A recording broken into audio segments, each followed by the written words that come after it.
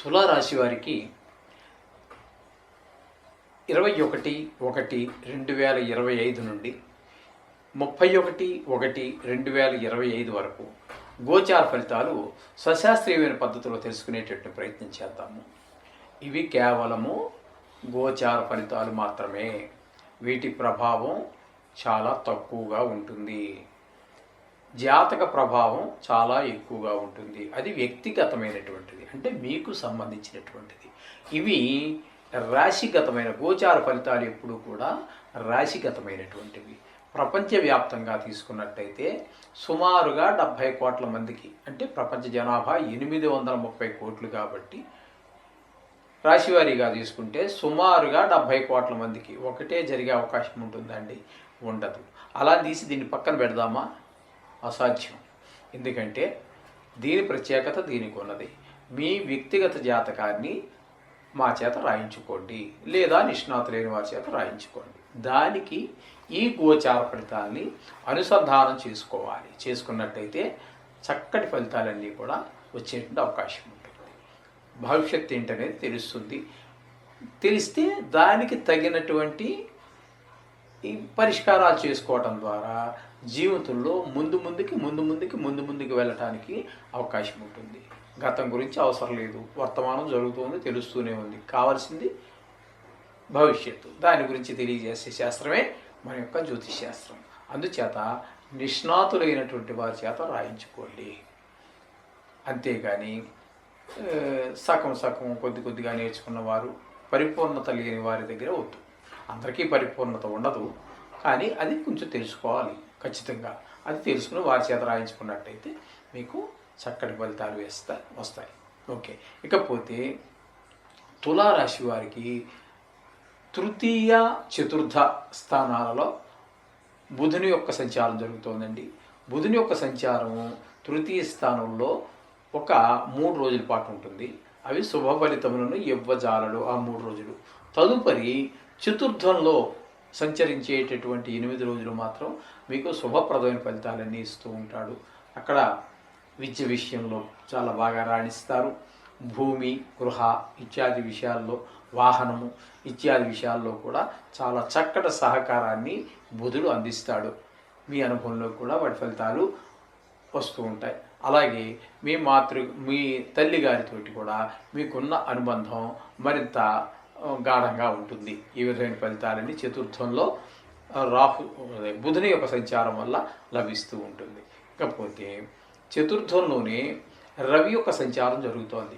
చతుర్థంలో రవి యొక్క సంచారం శుభప్రదమైనటువంటి ఫలితాలు ఇవ్వగలదు.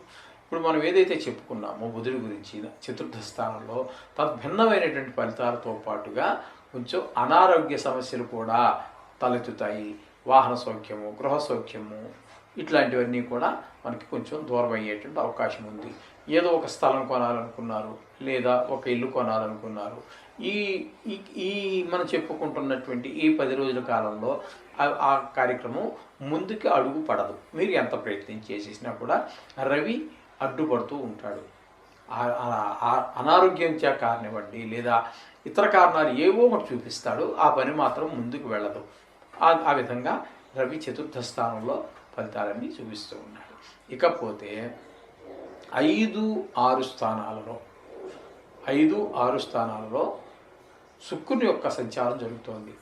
5, 6 స్థానాలలో అంటే 5వ స్థానంలో ఒక 8 రోజుల పాటు సంచారం చేస్తూ ఉన్నాడు. ఈ 5వ స్థానంలో ఆ 8 రోజులు మాత్రం చాలా చక్కటి ఫలితాలన్నీ ఇస్తాడు. కానీ 6వ స్థానంలో సంచరించేటటువంటి 3 రోజులు, అంటే మీనంలో సంచరించేటటువంటి 3 రోజులు మాత్రం ఆ ప్రతికూలమైన ఫలితాలన్నీ ఇస్తూ ఉంటాడు. ఈ 8 రోజుల్లో మాత్రం మంచి ఫలితాలన్నీ వస్తాయి. ఆ 8 రోజుల్లో మీకు ఆరోగ్యం బాగుండటము, అలాగే రుణం, మీకు ఎవరైనా డబ్బులు ఇవ్వాల్సి ఉంటే ఇచ్చేస్తారు వాళ్ళు, లేదా మీరు ఎవరికైనా ఇవ్వవలసి ఉంటే దాన్ని అప్పు తీర్చేయగలుగుతారు. అదేవిధంగా ఈ విధంగా మొత్తం ఏదైనా బ్యాంక్ నుంచి కానీ దేని నుంచైనా రుణానికి అప్లై చేసుకున్నారనుకోండి, అంటే పిల్లల చదువు గురించి కావచ్చు, ఇల్లు కొనడం గురించి కావచ్చు, ఈ విధమైనటువంటి ప్రయత్నాల్లో ఉన్నట్టయితే అవి కూడా ఆ 8 రోజుల్లో నెరవేరుతాయి. కానీ మొదటి 3 రోజుల్లో మాత్రం అవి కొంచెం కష్టమే అవి నెరవేరాలంటే. ఈ విధమైన ఫలితాలన్నీ కూడా మనకి 5, 6 స్థానాల్లో శుక్రుని యొక్క సంచారం వల్ల జరుగుతూ ఉంటాయి. ఇకపోతే 5వ స్థానంలో శని యొక్క సంచారం జరుగుతోంది. పంచమ స్థానంలో శని యొక్క సంచారం శుభప్రదమైన ఫలితాలు ఇవ్వజాలదు. అది ముఖ్యంగా సంతానం మీద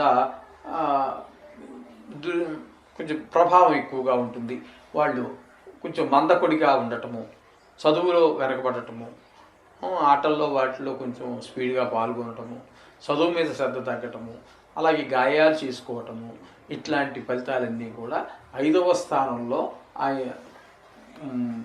శని యొక్క సంచారం వల్ల లభిస్తూ ఉంటాయి. ఇకపోతే 6వ స్థానంలో రాహు యొక్క సంచారం మాత్రం మంచి ఫలితాలు ఇస్తూ ఉంటుంది. ఇక్కడ 6వ స్థానంలో రాహు సంచారం వల్ల ఆరోగ్యం బాగుండటము, ఈ అప్పులు పుట్టటము, మనం ఎవరికైనా ఇవ్వాల్సి ఉంటే తీర్చేయటము, కొత్త అప్పుల కోసం ప్రయత్నిస్తున్నట్టయితే ఆ ధనం చేతికి రావటము, అది ఏదో మంచి ఫలితం.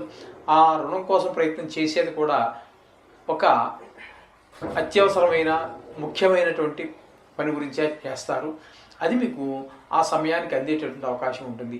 అది గృహ నిర్మాణం కోసం కావచ్చు, లేదా గృహం కొనుక్కోవడం కావచ్చు, లేదా పిల్లలు యుఎస్ఓ లేకపోతే మరొకటో విదేశీ యానం చదువు గురించి కావచ్చు, ఉద్యోగం కోసం కావచ్చు, వాటి గురించి మీరు చేస్తున్నటువంటి ప్రయత్నం కూడా సఫలీకృతం చేయడానికి రాహు మీకు అత్యంత అనుకూలంగా ప్రవర్తిస్తారు. ఇకపోతే గురువు యొక్క సంచారము సప్తమంలోగా మనం చెప్పుకోవాలి. నిజానికి ఉన్నది అష్టమంలో, కానీ వక్రగతి మూలంగా 7th అంటే 7వ స్థానంలో సంచరిస్తున్నట్టుగా మనం చెప్పుకోవాలి. 7వ స్థానంలో సంచరిస్తున్నట్టుగా చెప్పుకోవటం వల్ల ఇక్కడ కుటుంబ పరిస్థితులు అన్నీ బాగుంటాయి. అలాగే ఎవరితోటైనా భాగస్వామ్యంతో వ్యాపారం చేస్తూ ఉన్నట్టయితే అది కూడా చక్కటి ఫలితాలు ఉంటాయి. వారికి మీకు భావాలన్నీ కలుస్తూ ఉంటాయి. ముందుకు వెళ్ళేటువంటి అవకాశం, ఆ వ్యాపారం ముందుకు వెళ్ళే అవకాశం స్పష్టంగా గోచరిస్తూ ఉంది. అలాగే అమ్మాయిలు కానీ అబ్బాయిలు కానీ తులారాశి వారు ఎవరైనా వివాహానికి సంబంధించినటువంటి ప్రయత్నాలు చేస్తూ ఉన్నట్టయితే చక్కగా మీకు వివాహం కుదరటము, లేకపోతే అబ్బాయి నచ్చాడని అమ్మాయి చెప్పటము, అమ్మాయి నచ్చిందని అబ్బాయి చెప్పటము, లేకపోతే ముందుకు వెళ్ళటము, తాంబూలాలు ఇలాంటివి తీసుకోవటము, ఇట్లాంటివన్నీ జరిగేట అవకాశం ఈ 10 రోజుల్లో మనకి గోచరిస్తూ ఉంటుంది. గురువు యొక్క 7వ స్థాన సంచారం వలన ఈ విధమైనటువంటి ఫలితాలన్నీ కనిపిస్తూ ఉంటాయి. ఇకపోతే 8వ స్థానంలో కుజుని యొక్క ఫలితంగా మనం చెప్పుకోవాలి. ఇక్కడ 8వ స్థానంలో కుజుని యొక్క సంచారంగా మనం చెప్పుకున్నట్టయితే 8వ స్థానంలో కుజుడు ఏ మాత్రము అనుకూలమైనటువంటి ఫలితాలు ఇవ్వడు. గాయాలు తగిలేటటువంటి అవకాశం ఉంటుంది. పెద్ద దుఃఖం వార్త వినవలసి ఉంటుంది. ఆ దుఃఖం మనకి కలగవచ్చు, లేకపోతే వాళ్ళకి ఎవరినా కలిగితే అయ్యో పాపం అని చెప్పి మన మనసు బాధపడవచ్చు. ఎందుకంటే ఆప్తులో లేకపోతే మనకి బంధువర్గము ఇట్లాంటి మొత్తం మీద ఒక చెడు వార్త వినవలసి రావటము, ఇట్లాంటివన్నీ కూడా జరిగే అవకాశం ఉంది. ధన నష్టం జరిగే అవకాశం ఉంటుంది. అందరితోటి గొడవలు వచ్చేటటువంటి అవకాశం ఉంటుంది. గాయాలు అయ్యే అవకాశం కూడా మనకి స్పష్టంగా గోచరిస్తుంది అష్టమంలో కుజుని యొక్క సంచారం మూలంగా. ఇకపోతే వ్యయ స్థానంలో కేతు సంచారం జరుగుతోంది.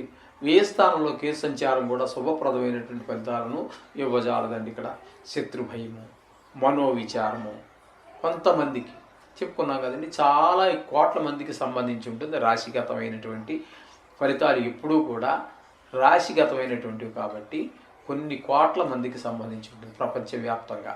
అందుచేత వాళ్ళలో దుర్మార్గులు ఉండొచ్చు, అతి దుర్మార్గులు ఉండొచ్చు, మంచివారు ఉండొచ్చు, అతి మంచివారు ఉండొచ్చు. ఆ దుర్మార్గులకి కారాగార శిక్ష పడే అవకాశం ఉంటుంది.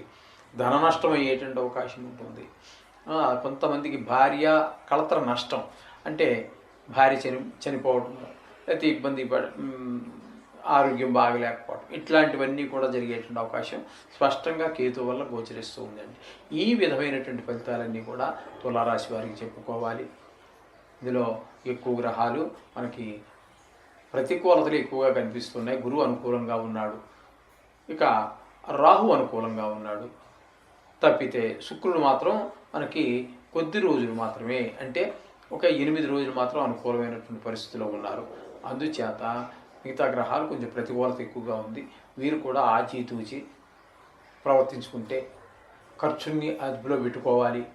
నోటిని అదుపులో పెట్టుకోవాలి, ఖర్చును అదుపులో పెట్టుకోవాలి, నోటిని అదుపులో పెట్టుకోవాలి. ఆ విధంగా ఎవరికి ఏ విధమైనటువంటి షూరిటీలు అవన్నీ ఇవ్వద్దండి.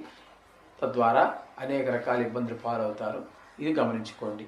అంచేత కొన్ని గ్రహాల అనుకూలతలు ప్రతికూలతలు సర్వసహజం. అంచేత మీరు నవగ్రహాలకు సంబంధించి ఏ విధమైన మీకు తెలిసినటువంటి పరిష్కారమైన శ్లోకాలు కావచ్చు, బీజాక్షరాలు కావచ్చు, లేదా నవగ్రహ ప్రదర్శన కావచ్చు, ఏది చేసినప్పటికీ కూడా మీకు శుభ ఫలితాలు స్పష్టంగా గోచరిస్తాయి. ఈ విధంగా చేయండి. శుభం భూయాత్.